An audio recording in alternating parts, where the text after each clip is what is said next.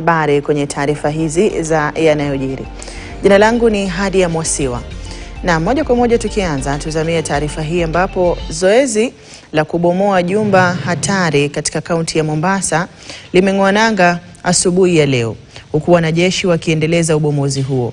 Hapo jana serikali ya kaunti ya Mombasa ilitangaza kuhamishwa kwa muda kwa wakazi walioko karibu na jumba hilo, na alipokuwa akizungumza na alipozuru eneo hilo mapema hapo jana, gavana wa Mombasa Abdulswamad Sharif Nassir alisema zoezi hilo ambalo litatumia vilipuzi huenda likawa na hatari hadi umbali wa kilomita 1.2 kutokana na mtikiso, vumbi na vilevile kuruka kwa baadhi ya vifaa kutoka kwa jumba hilo. Shule, madrasa na makazi yalifungwa kwa muda wa saa 8 huku wakazi wakiagizwa kutoka kwenye majumba yao. Wagonjwa waliokuwa katika hospitali ya Makadara iliyoko karibu na jumba hilo pia walihamishwa katika hospitali zilizopo karibu.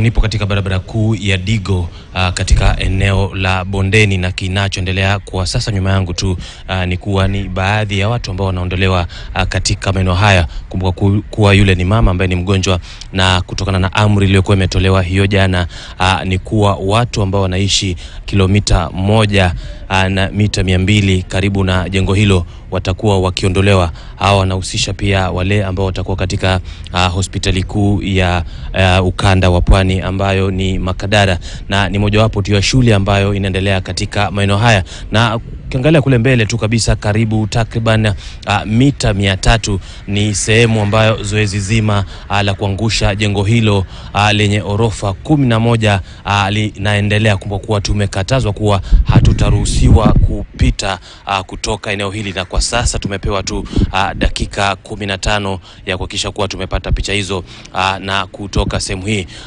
Muda mchache uliopita pia tulishuhudia maafisa usalama ikiwemo vitengo vya wanajeshi KDF wakiweka mabomu katika jengo hilo tu tayari kuliangusha. Ikumbuke kuwa kwa mujibu wa serikali ya kaunti ya Mombasa jengo hilo lilikuwa limeidhinishwa kuwa na ghorofa 6, ila kwa sasa imetimia ghorofa 11, na kuna amri pia ambayo ilikuwa imetolewa kuwa kwa wale watu wote ambao wanaishi nje ya kisiwa cha Mombasa na haswa katika maeneo ya daraja ya Nyali, tunazungumzia maeneo ya Nyali, Bamburi, Bombolulu, Kisauni, Mtwapa na kadhalika, walikuwa wamepewa hadi saa 1 alfajiri, na ikiwa watakuwa hawajavuka basi wasiweze kuvuka tena kwa masaa mengine 6 ambapo shughuli hii itakuwa inaendelea. Na unavyotazama kwa karibu tu ni kuwa baadhi ya biashara vile vile zimefungwa, maduka yanasalia kuwa tu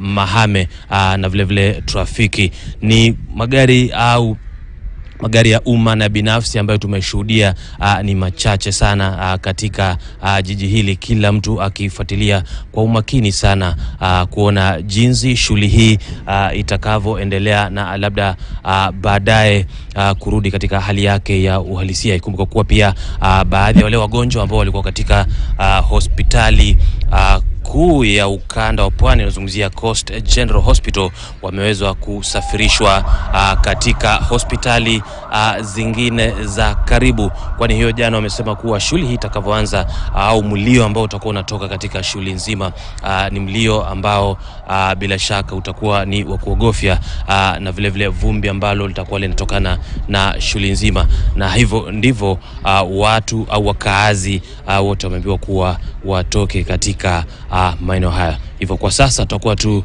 wenye kuelezea kile chote ambacho kitakuwa kikijiri kutoka maeneo haya ya Bondeni. Kutoka hapa ni mimi Tobias Chanji. Na bila shaka tutakuwa tunaifuatilia taarifa hiyo na hapo baadaye kukujuza yaliyojiri wakati wa shughuli hiyo.